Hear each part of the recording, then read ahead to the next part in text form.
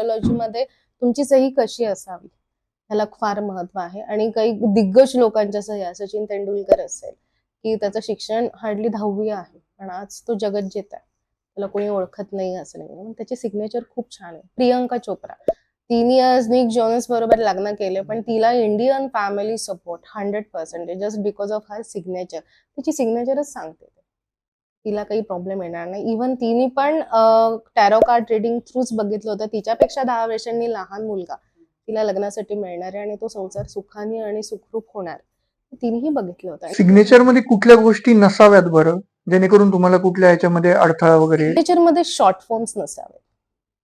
Struggle खूप होतं, प्रत्येक गोष्टीला ब्रेक लागतो. एखादं काम आपल्याला माहिती 8 दिवसात होणार आहे, कदाचित 15 दिवस, महिना, 2 महिने पण लागतात, होत पण नाही. सो सिग्नेचर मध्ये शॉर्ट फॉर्म्स नसावेत, डॉट्स नसावेत. एकदा तुम्ही सिग्नेचर स्टार्ट केली की ती पूर्ण करूनच हात उचलला गेला पाहिजे, म्हणजे तिथे रनिंग लिपी पाहिजे. आणि तुम्ही त्याच्या खाली जे अंडरलाईन देता ही तुमच्या सिग्नेचरच्या मिड मधून पुढे शेवटापर्यंत पाहिजे. सिग्नेचर ही जेवढी मोठी असेल तेवढी चांगलं, तुमचा सक्सेस आणि तुमचं नावही तितके मोठं होतं. तुमच्यासाठी ब्लॅक कलर लकी नाहीये तर चुकूनही मोठ्या चेकवर ब्लॅक कलरनी सिग्नेचर करायची नाही. फार मोठे लोक तुम्ही बघितले असतील तर ग्रीन पेननी सिग्नेचर करतात, कारण त्यामुळे कामं फास्ट होतात, स्पीड मिळतो लाईफला. ओके. लँग्वेजचं पण काही आहे का, मिक्सअप लँग्वेज किंवा सिंगल लँग्वेज? नाही, लँग्वेज कोणतीही असू देत, काही प्रॉब्लेम नाही. पण मी म्हटलं तर सिग्नेचर सुटसुटीत आणि जेवढी मोठी असणार तेवढं चांगलं.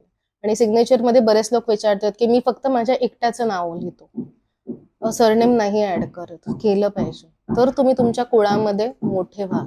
आणि काहींचं खूप कॉम्प्लिकेटेड पण सिग्नेचर असते, 2 वाकड्या तिकडे. लाईफ पण सेम कॉम्प्लिकेटेड राहणार आहे, लाईफचा पण खूप गुंता झालेला असतो आणि लाईफमध्ये खूप कन्फ्युजन पण असतं, त्यामुळे सिग्नेचर मोठी आणि सुटसुटीतच असतं.